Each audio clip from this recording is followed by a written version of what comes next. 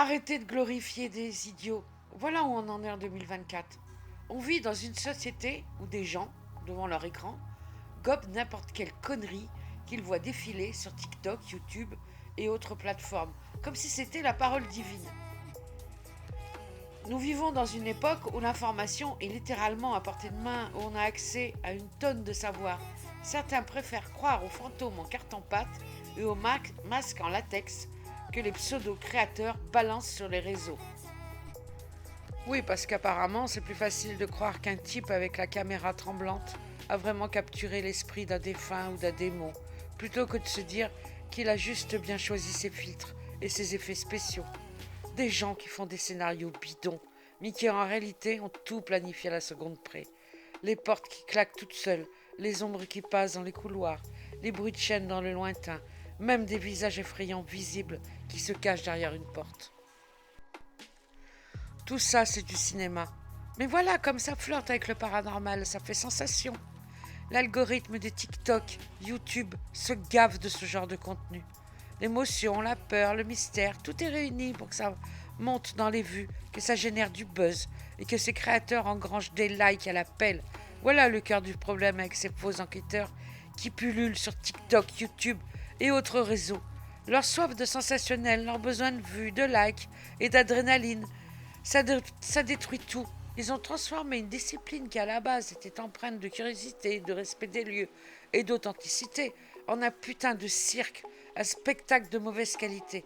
Le vrai drame, c'est que derrière les vrais enquêteurs qui ont encore de l'éthique, du respect pour leur passion, se retrouvent complètement discrédités.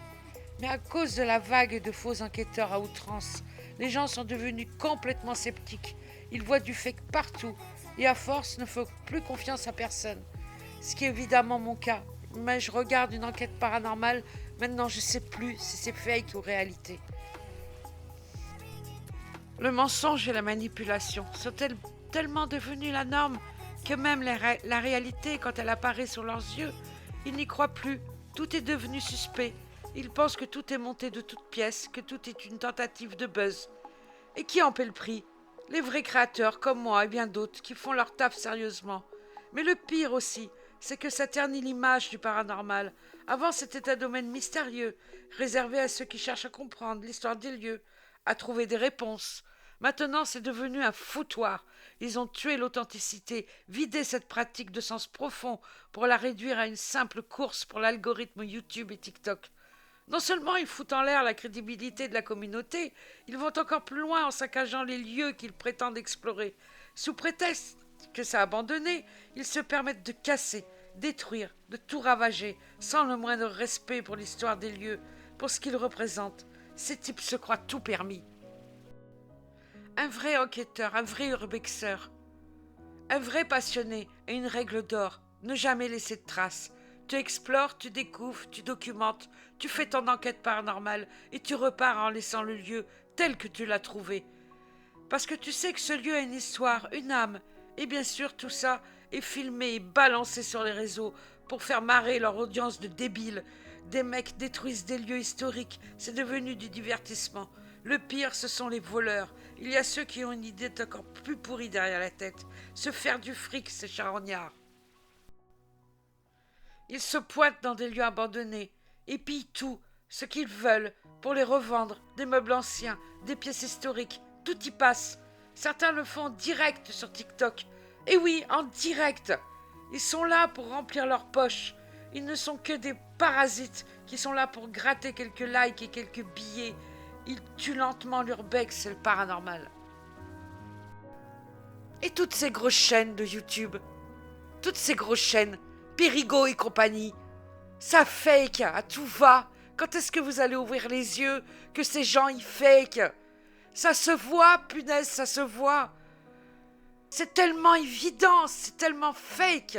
Arrêtez de faire confiance à ces gens. Arrêtez de les engraisser avec vos vues, vos likes.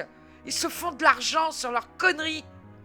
Sur leurs conneries, ils se font de l'argent. Toutes les grosses chaînes, toutes, 90%, c'est du fake.